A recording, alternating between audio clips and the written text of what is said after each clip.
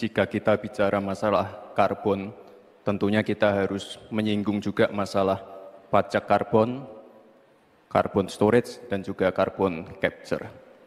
Agenda ke depan tentu kita harus mendorong transisi menuju energi hijau. Kita tidak boleh lagi ketergantungan pada energi fosil, kita dorong terus energi hijau yang berbasis bahan baku nabati, seperti yang saya katakan tadi, bioetanol, bioaftur, biodiesel. Potensi energi baru terbarukan juga luar biasa sekali, dan kita punya potensi yang besar sekali, 3.686 gigawatt. Saya sudah menyimak dengan baik meskipun saya agak koreksi sedikit terhadap pertanyaan tadi. Kalau dibilang 5 tahun dari sekarang untuk emisi dan bersih, itu sebenarnya nanti tahun 2060 masih jauh waktunya. Tapi masalah yang kita lihat itu sebenarnya pengelolaan berkelanjutan belum dilakukan. Kebijakan insentif dan disinsentif ekonomi hijau seperti karbon, pajak limbah, dan sebagainya. Bagaimana Bapak mau melakukan itu? Ya, memang pajak karbon ini salah satu, bukan satu-satunya.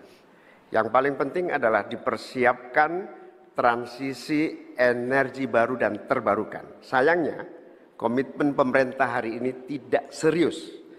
Target energi baru dan terbarukan yang mestinya kita harus punya target 2025 berkurang dari 23 justru diturunkan menjadi 17%.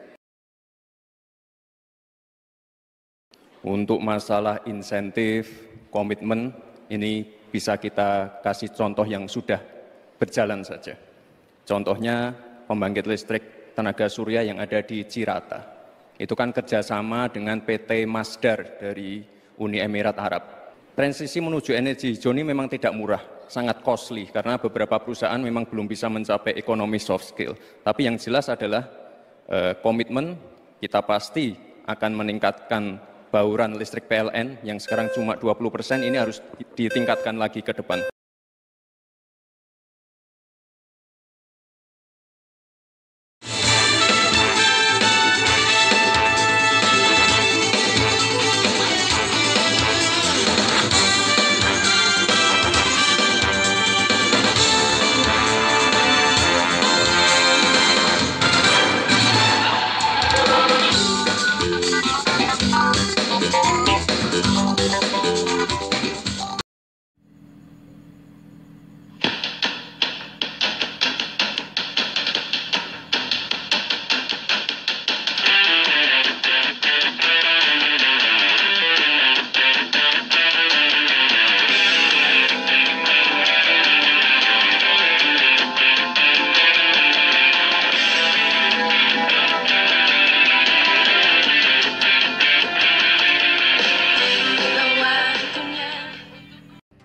Menyaksikan debat keempat calon wakil presiden pemilu tahun 2024. Di segmen kedua ini, calon wakil presiden akan menjawab pertanyaan yang telah disusun oleh tim panelis. Selain menjawab pertanyaan, masing-masing calon wakil presiden juga akan diberikan kesempatan untuk saling menanggapi dan saling memberikan respons. Untuk itu, kami undang kembali ketiga calon wakil presiden untuk menuju ke podium masing-masing.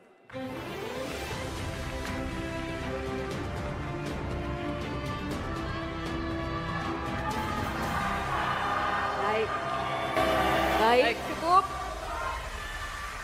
Kami ingatkan kembali kepada seluruh hadirin untuk menjaga ketertiban selama acara debat ini berlangsung. Kita berikan kesempatan waktu kepada ketiga calon wakil presiden kita untuk konsentrasi. Setuju Bapak Ibu? Oke, kita saling menghormati, berikan waktu kepada mereka untuk konsentrasi ya.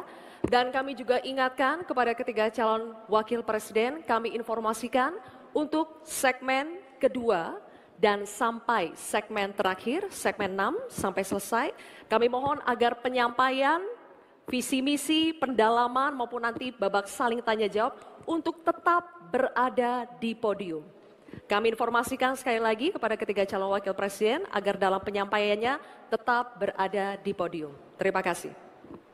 Baik, hadirin sekalian, di segmen kedua ini pendalaman visi, misi, dan program kerja akan dimulai dengan calon wakil presiden nomor urut 2 Bapak Gibran Rakabuming Raka.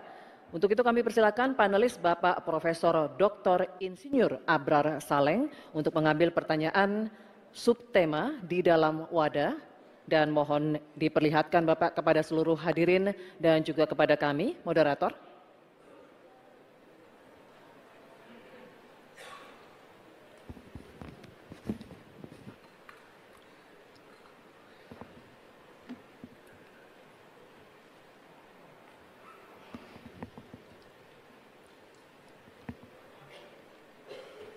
Baik, subtemanya adalah pembangunan berkelanjutan dan lingkungan hidup. Terima kasih, Bapak. Kemudian kami persilakan panelis Bapak Dr. Aris Sujito untuk berkenan mengambil undangan daftar pertanyaan dari wadah. Mohon diperlihatkan hurufnya, Bapak.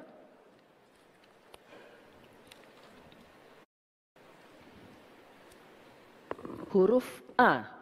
Baik, huruf A. Kami akan buka amplop pertanyaannya, masih disegel Bapak-Bapak, dan kami ingatkan juga bahwa kami akan membacakan pertanyaan ini satu kali, mohon didengarkan dengan seksama.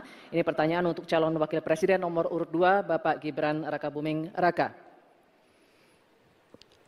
Pembangunan rendah karbon diperlukan untuk mewujudkan net zero emission atau emisi nol bersih tahun 2060 melalui pemanfaatan sumber daya alam yang efisien dan inklusif. Namun praktek pembangunan masih berorientasi pada ekonomi ekstraktif. Pertanyaannya, bagaimana kebijakan paslon untuk mengarus utamakan pembangunan rendah karbon yang berkeadilan? Waktu menjawab 2 menit, Bapak, dimulai saat Bapak berbicara. Silakan.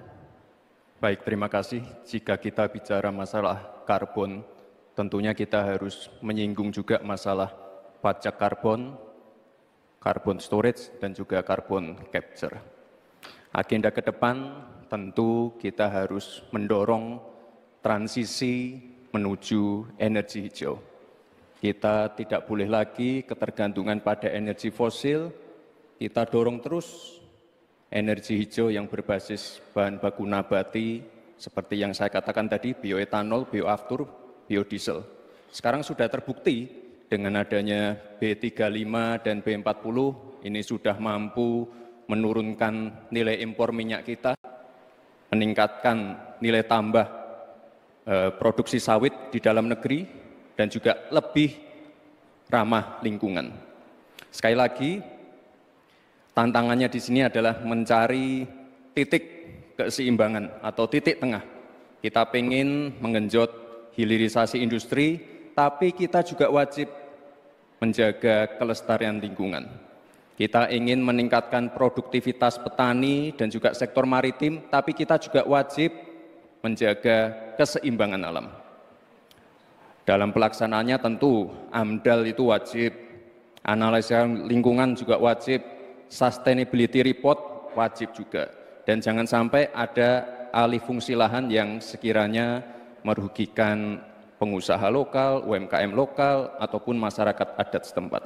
Sekali lagi, potensi energi baru terbarukan juga luar biasa sekali, ada energi surya, angin, air, bioenergi, panas bumi, dan kita punya potensi yang besar sekali, 3.686 gigawatt. Terima kasih. Terima kasih Bapak Gibran Rakabuming Raka.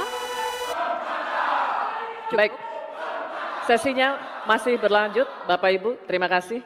Kami persilakan sekarang untuk calon wakil presiden nomor urut 3, Bapak Mahfud MD, untuk menanggapi. Waktunya 1 menit dimulai saat Bapak berbicara. Silakan. Baik, terima kasih. Saya sudah menyimak dengan baik meskipun saya agak koreksi sedikit terhadap pertanyaan tadi. Kalau dibilang 5 tahun dari sekarang untuk emisi dan bersih, itu sebenarnya nanti tahun 2060 masih jauh waktunya. Tapi masalah yang kita lihat itu sebenarnya pengelolaan berkelanjutan belum dilakukan. Sebenarnya dulu ada garis-garis besar haluan semesta berencana yang sudah mengatur seperti ini dengan sangat rinci. Waktu tahun 62 atau 61 Presiden mengeluarkan kebijakan itu. Nah, saya sekarang ingin menatakan kebijakan insentif dan disinsentif ekonomi hijau seperti karbon, pajak limbah, dan sebagainya. Bagaimana Bapak mau melakukan itu? Baik, waktunya habis. Terima kasih.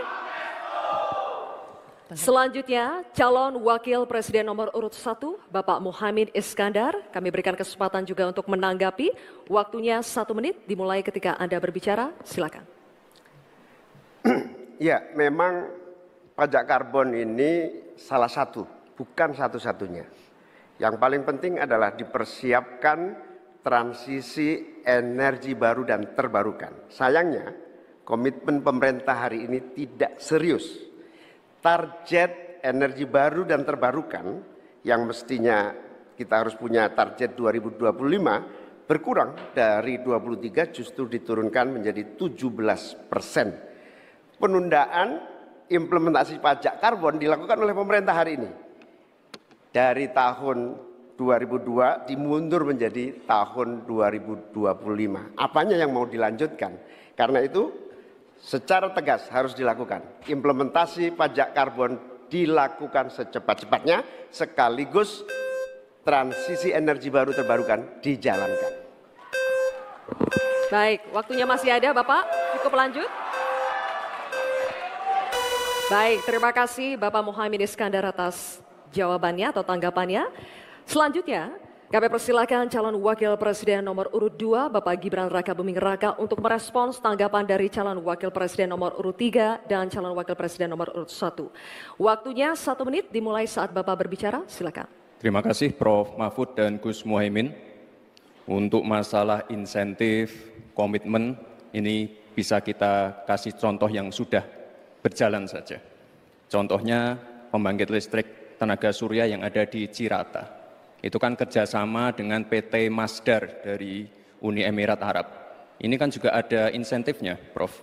Ada tax holiday, tax allowance, ada pembebasan biaya modal juga, sehingga akan mendorong perusahaan-perusahaan untuk berinvestasi di bidang transisi energi hijau. Transisi menuju energi hijau ini memang tidak murah, sangat costly, karena beberapa perusahaan memang belum bisa mencapai ekonomi soft skill. Tapi yang jelas adalah komitmen kita pasti akan meningkatkan bauran listrik PLN yang sekarang cuma 20%, ini harus ditingkatkan lagi ke depan. Terima kasih. Baik. Terima kasih Bapak Gibran. Oke.